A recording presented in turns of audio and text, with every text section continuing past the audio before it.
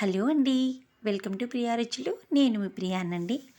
ఈరోజు మీకోసం home made sambar పౌడర్ని ఎలా ప్రిపేర్ చేసుకోవాలో చేసి చూపించబోతున్నాను. దానికోసం ఫస్ట్ స్టవ్ అయితే ఆన్ చేసేసుకొని ఒక బాండి పెట్టేసేసుకొని ఇందులో ఏదైనా మెజర్మెంట్కి ఒక కప్పు తీసుకొని ఒక కప్పు నిండా కందిపప్పు, మినప్పప్పు, పచ్చిశనగపప్పు ఈ మూడింటిని హీట్ అనే సిమ్లో ఉంచుకొని ఈ విధంగా దూరగా వచ్చేంత వరకు మనం వేయించుకోవాలి. చూసారా, హీట్ అనేది సిమ్లోనే ఉంచుకోవాలండి.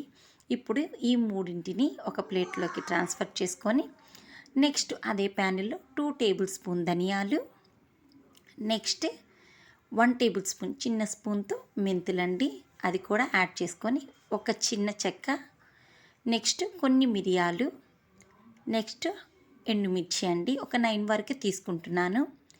నెక్స్ట్ 1/2 టేబుల్ స్పూన్ జీలకర్ర, వీటన్నిటిని ఇలా యాడ్ చేసుకొని ఇవి కూడా దూరగా వచ్చేంత వరకు లైట్గా మనం వేయించుకుందామండి. చూసారా ఇలా. నెక్స్ట్ ఫ్రెష్గా ఉండేటటువంటి కరివేపాకు 3 రెమ్మలు, ఇది తడి లేకుండా మనం తీసుకోవాలి.